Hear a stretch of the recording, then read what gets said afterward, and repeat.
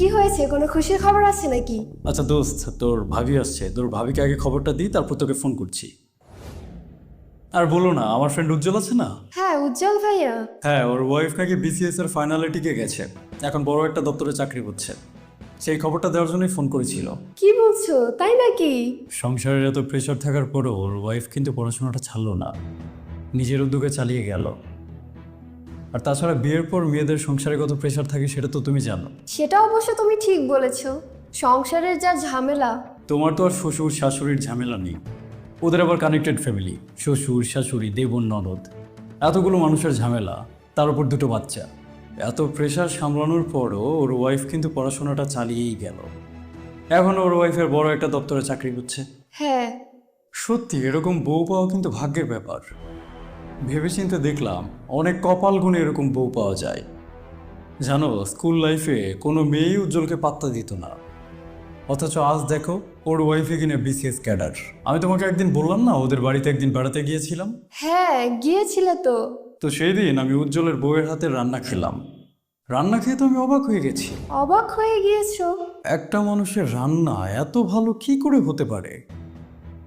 তোমার হাতের রান্না কিন্তু অনেক ভালো, কিন্তু ওর ওয়াইফের রান্না খাওয়ার পর বুঝলাম রান্নাটা আসলে কিভাবে করতে হয় এটা অনেকেই জানে না।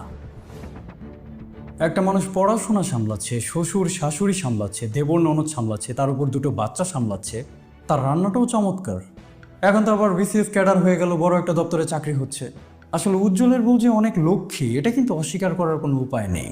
হ্যাঁ।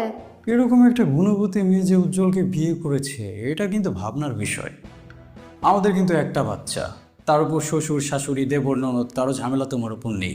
তারপরও তুমি কিন্তু পরিবারের কাজ করতে করতে অস্থির। অথচ এই মেয়েটা কিভাবে এতগুলো কাজ একসাথে সামলায় বলো তো? আচ্ছা ঠিক আছে, কিচেনে আমার কিছু কাজ আছে, কাজটা আমি শেষ করি।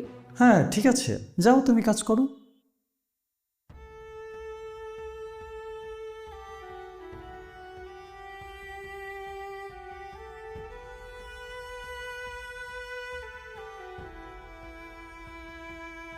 এই জানো জানো কি হয়েছে? না, জানতে চাই না। জানতে চাও না মানে? কেন জানতে চাও না? হয়তো পাশের বাসার কেউ দামি কিছু কিনেছে, সেটাই আমাকে বলার জন্য এসেছো। তুমি জাদু জানো? কিভাবে বুঝলা? হ্যাঁ আমি জাদু জানি তো, আমি জাদুঘর পিসি সরকার, তুমি জানো না? আবারও মস্করা করে, ফালতু কথা বলো না তো। আমি এইমাত্র বাইরে থেকে কাক ভেজা হয়ে বাসায় ফিরলাম, আমাকে একটু রেস্ট করতে দিলে আমার খুব ভালো লাগতো। তোমার তো ভালো লাগতে হবে না। আমাদের আশেপাশের মানুষজন জীবনে কত কিছু করে ফেলেছে, আর আমরা আমরা কি